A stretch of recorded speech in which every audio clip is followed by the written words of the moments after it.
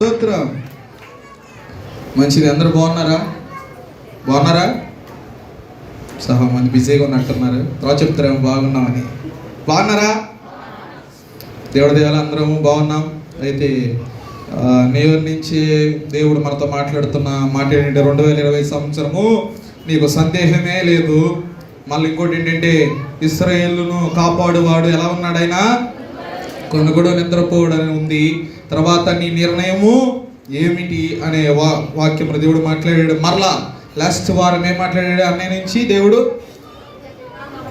ఎంతైనా నమ్మదగిన వాడు. మరి నాన్నగారు చెప్పిన వర్తమానం ఏంటంటే పాతవాటిని వాటి గురించి ఏం చేయాలి? మనము కృతజ్ఞత స్తుతులు. మరి లాస్ట్ వారం అంతా మరి దేవుడు మనం కాపాడేందుకు కృతజ్ఞత స్తుతులు మనం అర్పించాలి కదా. మరి 2 చేతులు అయితే దేవుడికి కృతజ్ఞత స్తోత్రాలు. చప్పలు కొడుతూ దేవునికి స్తోత్రాలు చెల్లిద్దాము. హల్లెలూయా. అంతా దేవుడు మనను కాచి కాపాడినందుకు ఆయనకి ఏం చేస్తున్నామంటే కృతజ్ఞత అర్పణలో. మళ్ళీ నెక్స్ట్ వారం వచ్చేసరికి మరలా కృతజ్ఞత అర్పణలో పాతవారి గురించి. అయితే నేను దేవునితో ఈ వారము ప్రభువా ఏమి మాట్లాడాలని దేవుడితో నేను సంభాషణ చేస్తూ ఉన్నప్పుడు దేవుడు నాకు ఇచ్చిన ప్రేరేపణ ఏంటంటే సేవకుని యొక్క మాట దేవుని మాటగాని విశ్వాసం ఉంచుతున్నారా? ఏంటది? సేవకుని యొక్క మాట దేవుని మాటగా విశ్వాసము ఉంచుతున్నారా? చాలా మంది యొక్క ఆలోచనలు ఎలా ఉంటాయంటే దేవుడు నాతో ఎప్పుడు మాట్లాడతాడు, దేవుడు ఎప్పుడు నన్ను దర్శిస్తాడు, ఎప్పుడు నా కుటుంబం గురించి దేవుడు దర్శిస్తాడు, ఎప్పుడు నా బిడ్డల విషయమై నన్ను దర్శనం ద్వారా నాతో కలలో మాట్లాడతాడేమో అని చాలా మందిలో ఉండే ఆలోచన ఉంటుంది. అందరికీ ఉంటుంది. ఎప్పుడు మాట్లాడతాడా? నా భర్త విషయమై దేవుడు నన్ను ఎప్పుడు మాట్లాడతాడా? నా కుటుంబం నా బిడ్డల గురించి దేవుడు ఏ విధంగా మాట్లాడతాడా అని చెప్పి చాలా మందిలో ఉన్న సందేహాలు చాలా ఉన్నాయి. అయితే దేవుని ఒక్క వాక్యం నీతో మాట్లాడేది ఏంటంటే నీ సేవకుడిలోంచి వచ్చిన ప్రతి మాట దేవుని మాటగా నీవు విశ్వాసం ఉంచుతున్నావా? ఈ రోజున దేవుడు యొక్క ఆత్మ పరిశుద్ధాత్మ దేవుడు మాట్లాడే మాట ఏంటంటే నీ సేవకుడి నుంచే మాట ప్రతి మాట దేవుని మాటగా నీవు విశ్వాసం ఉంచినట్లయితే 2020 సంవత్సరంలో సేవకుడు మాట్లాడిన ప్రతి మాట నువ్వు విశ్వాసం ఉంచితే నువ్వు గొప్ప కార్యములు చూస్తావని దేవుడు మాట్లాడుతున్నాడు. హల్లెలూయా. నమ్మినట్లయితే 2 చేతుల దేవునికి స్తోత్రం చెల్లిద్దాము. హల్లెలూయా. నీ సేవకుడి యొక్క నోటి నుంచే మాట ఏమాటది? దేవుని మాటగా నువ్వేం చేయాలి? విశ్వాసం. చాలా మందిలో ఉండే ఆలోచన ఏంటంటే ఈ సమయంలో దేవుడు నేను స్వస్థపరుస్తున్నాడని ప్రార్థన చేసిన వెంటనే ఏమనుకుంటారంటే అమ్మో ఇంత తలపోటులో నిజంగా జరిగిద్దా, అవుతుందా అని అనుకుంటూ ఉంటాం. కానీ నీ సేవకుడు ఎప్పుడైతే నీ మీద హస్తమును చాపి ఏ క్షణమందు నువ్వు బాగుపడుతున్నావంటే నేను ఉండాల్సిన మాట ఏంటంటే నా దేవుడు సేవకుని ఒక మాట ద్వారా నాతో మాట్లాడుతూ ఉన్నాడని నువ్వు విశ్వాసం ఉంచినట్లయితే నువ్వు గొప్ప కార్యము నీ కుటుంబంలో చూడబోతూ ఉన్నావు. హల్లెలూయా. స్వస్థత పొందబోతూ ఉన్నావు. హల్లెలూయా. నీ దేవుడు నీ యొక్క సేవకుడు నీ చెరువు దగ్గరికి వచ్చి అతను హస్తము చాపి దేవుడు దీన్ని ఆశీర్వదించబోతున్నాడని ప్రార్థన చేసినప్పుడు ఈ మాట నువ్వు ఎలా అనుకోవాలి? సేవకుడి నుంచి దేవుడు మాట్లాడుతూ ఉన్నాడు. ఇది ఆశీర్వాదకరంగా అవ్వబోతూ ఉన్నది. నువ్వు విశ్వాసం ఉంచినట్లయితే అది ఆశీర్వదించబోతూ ఉన్నది. హల్లెలూయా.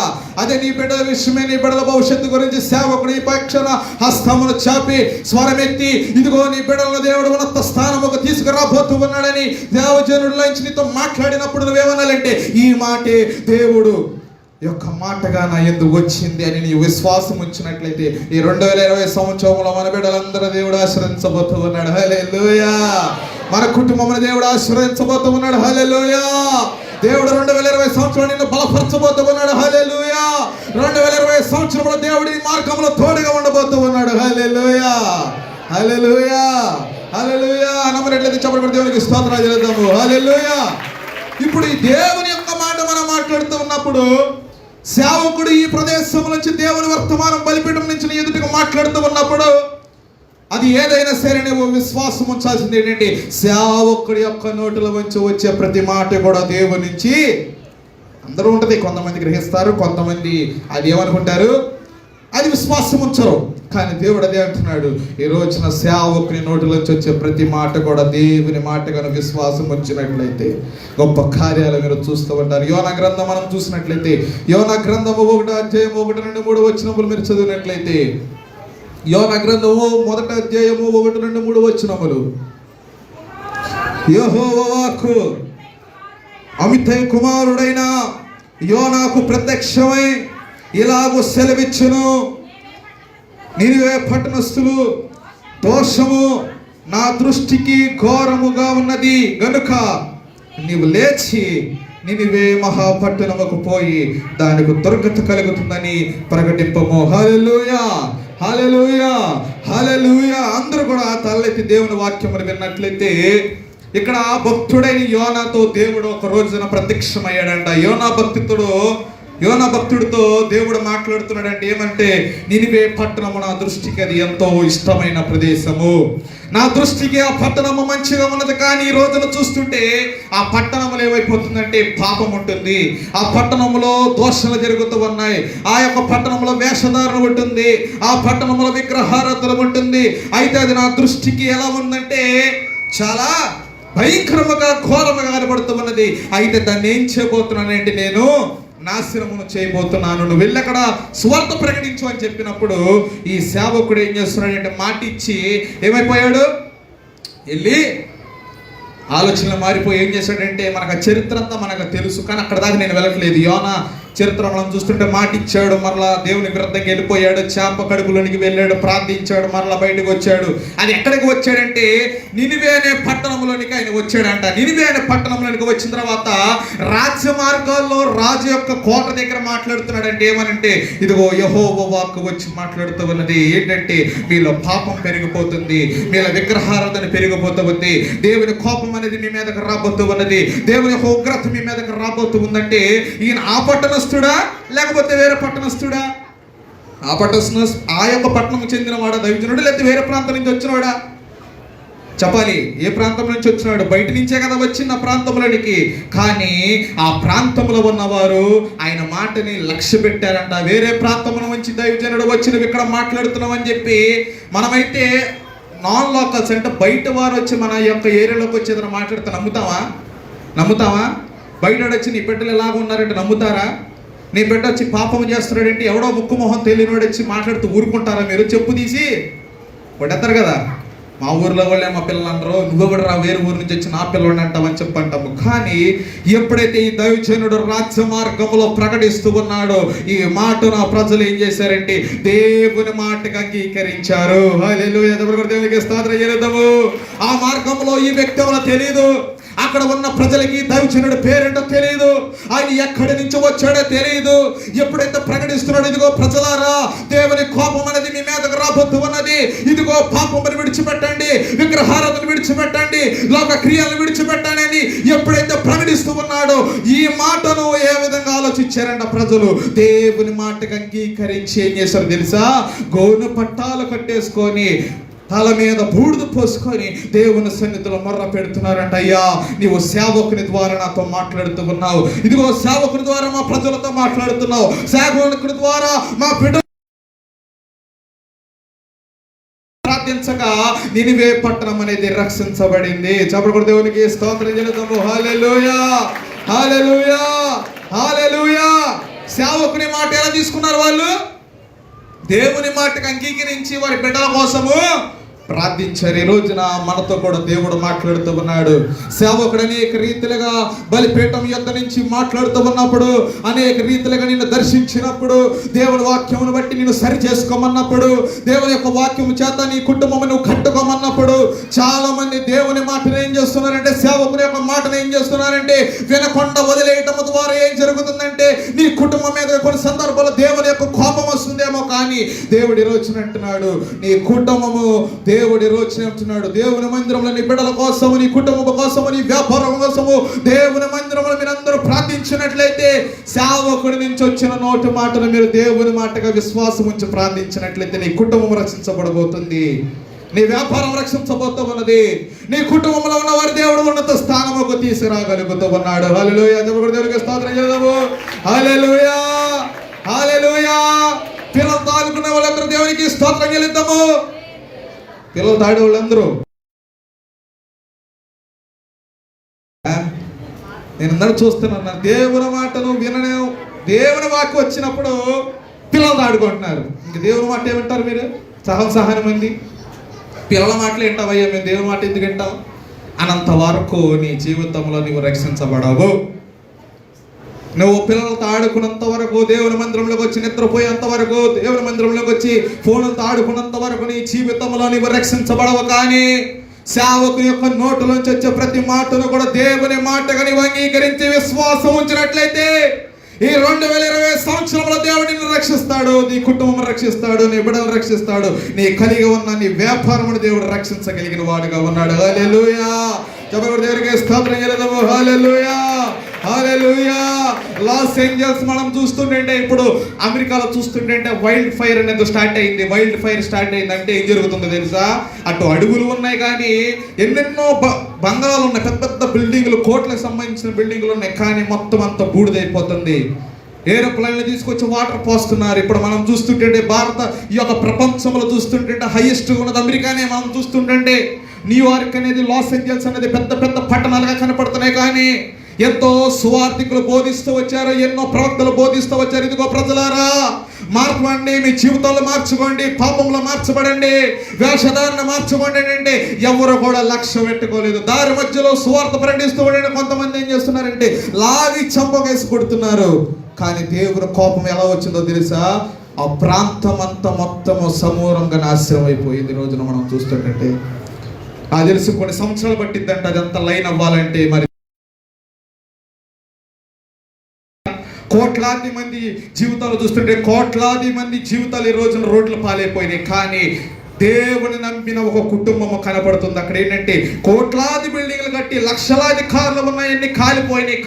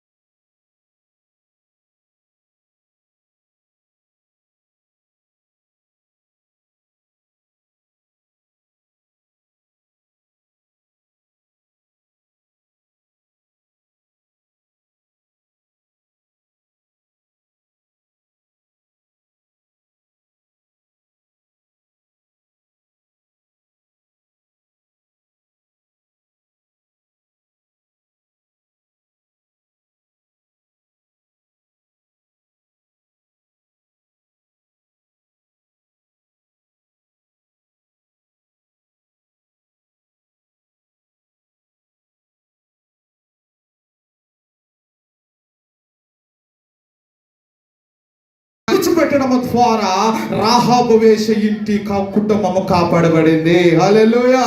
నిజంగానే ఆ ప్రాంతంలోనికి కీడు వచ్చినప్పుడు, శ్రమ వచ్చినప్పుడు, ఇశ్రాయేలు దాన్ని ధ్వంసం చేసినప్పుడు రాహాబు వేష ఇంటిని దేవుడు ఏం చేశాడు? కాపాడాడు. ఎందుకంటే రాహాబు వేష గ్రహించింది ఏంటంటే వారికి మాట ఇచ్చిన దేవుడు నిజంగానే వారికి ఏం చేస్తాడు? వాగ్దానం ఇచ్చిన వాడు వారికి నెరవేర్చేవాడుగా ఉన్నాడు.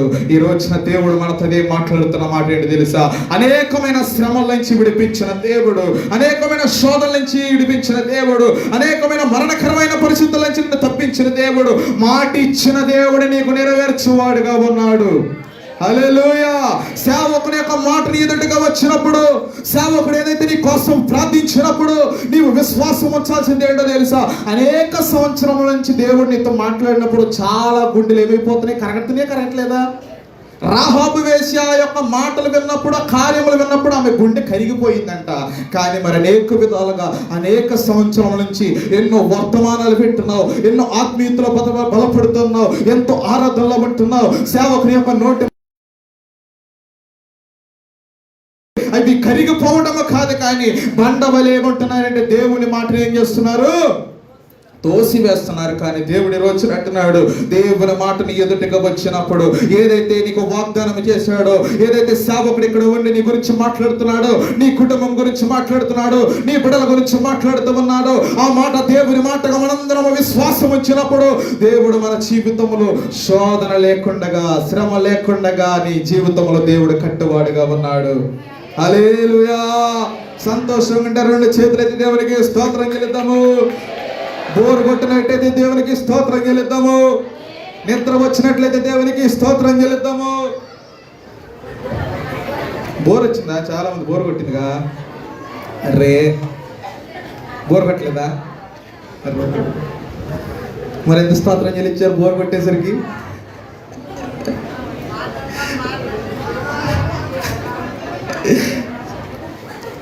ఇక్కడ మనం చూస్తూ ఏంటంటే రాహాబు వేషి ఇంటి కూడా కాపాడబడింది. ఆమె హృదయం ఏమైపోయింది? కరిగిపోయింది. ఈ రోజున మన హృదయాలు కూడా ఎలా ఉండాలి? రప్పుతో ఉన్న ఎన్నో వర్తమానాలైనా సరే నీ హృదయం మార్చబడిపోతే నీ జీవితంలో దేవుని ఉగ్రత వచ్చినప్పుడు నీ కుటుంబం అనేగా నిన్నెవడో కాపాడలేడు. కానీ నీ హృదయము దేవుని కార్యములు బట్టి నీవు నీ హృదయమును దేవుని మాట వచ్చినప్పుడు దాన్ని స్వీకరించి విశ్వాసం ఉంచినట్లయితే గొప్ప కార్యములు మనము చూస్తూ ఉంటాము. హల్లెలూయా, హల్లెలూయా, హల్లెలూయా. అయితే మనము చూస్తుంటే ఫైనల్ గా మనం చూస్తూ ఉంటే మోషే చరిత్రలో మనము చూస్తుంటే మోషే ఆ యొక్క ప్రాంతంలో కూడా, ఐగుప్తులో కూడా పాపం పెరిగిపోయిందంట, విగ్రహారాధన పెరిగిపోయిందంట, వర్ష వాయులు లేని పాపం పెరిగి దేవుని కోపం వచ్చి ఏం చెప్తున్నాడంటే ఇదిగో మరణదూత రాబోతూ ఉన్నది, మరణదూత రాబోతూ ఉన్నది. ఆ మరణదూత వచ్చినప్పుడు ఏం చేయాలంటే గొర్రె పిల్ల రక్తం ఉంది, ఏం చేయాలి? మీరు ఏం చేయాలి? గుమ్మముల మీద రాసి ఉంచితే ఆ కుటుంబం ఏం చేయదు, అది ఆ శోధన, ఆ యొక్క మరణం అనేది ముట్టదు. ఎవరైతే గుమ్మాలు ఎదుటికి ఈ యొక్క గొర్రె పిల్ల రక్తం లేదో పుయ్యరో వారి కుటుంబములు అంతా ఏమైపోతాయి? నాశనం అయిపోతాయి. ఇద్దరాగే మోషే దైవజనుడు ప్రాంతంలోకి వచ్చాడు. ఇదిగో దేవుడు ఒక మాట ఇచ్చాడు, యెహోవా వాక్కు వచ్చి నాతో మాట్లాడుతున్న మాట ఏంటంటే ఇదిగో మీ గుమ్మముల మీద గొర్రె పిల్ల రక్తం అనేది రాసి ఉంచాలి, లేకపోతే మరణ దూత అనేది వస్తూ ఉన్నది. చాలా మంది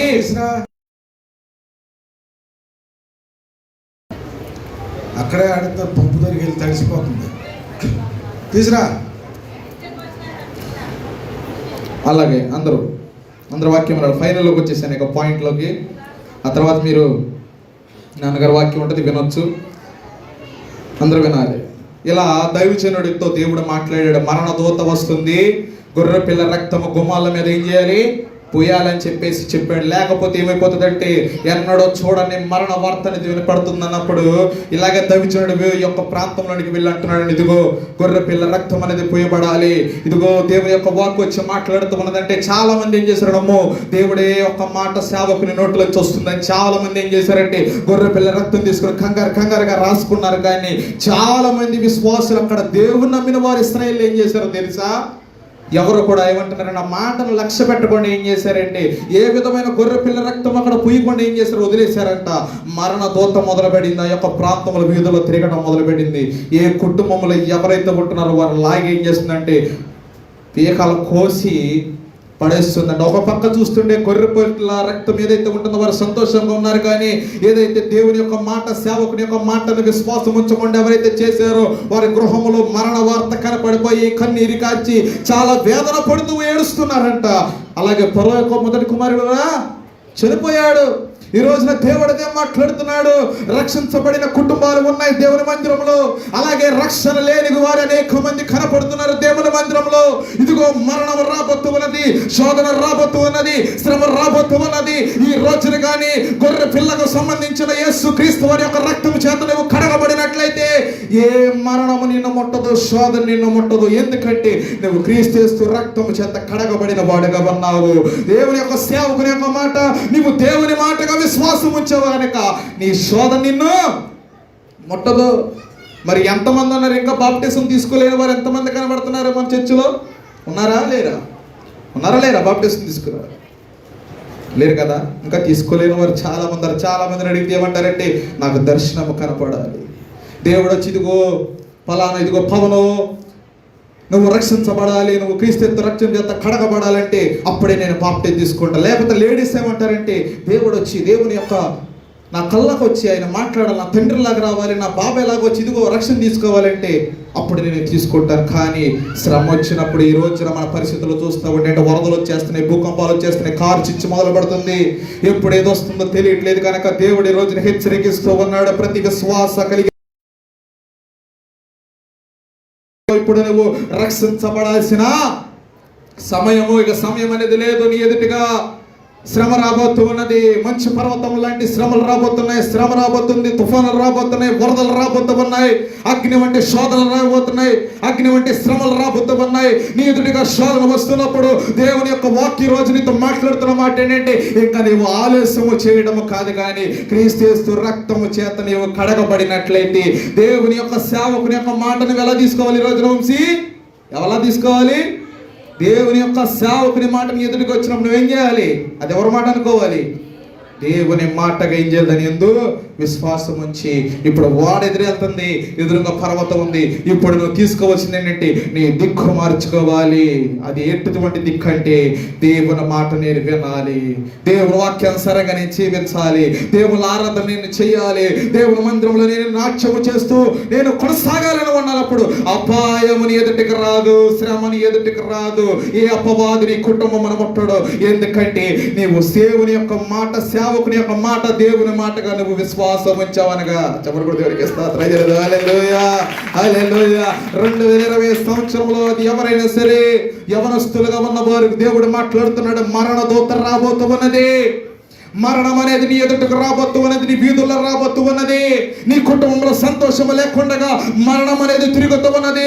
ఇప్పుడు నీ కుటుంబం మీదకి కనపడాల్సింది ఏంటో తెలుసా? క్రీస్తు రక్తము చేత కడగబడిన కుటుంబాలుగా మీరు కనపడినట్లయితే మరణము నిన్ను ముట్టదని దేవుడు ఈ రోజున మాట్లాడుతున్నాడు. హల్లెలూయా. నీవు నమ్మినట్లయితే దేవునికి స్తోత్రం చెల్లిద్దాము. హల్లెలూయా. నీవు విశ్వాసం ఉంచినట్లయితే దేవునికి స్తోత్రం చెల్లిద్దాము. హల్లెలూయా. చెప్పకూడదు దేవునికి స్తోత్రం చెల్లిద్దాము. హల్లెలూయా, హల్లెలూయా.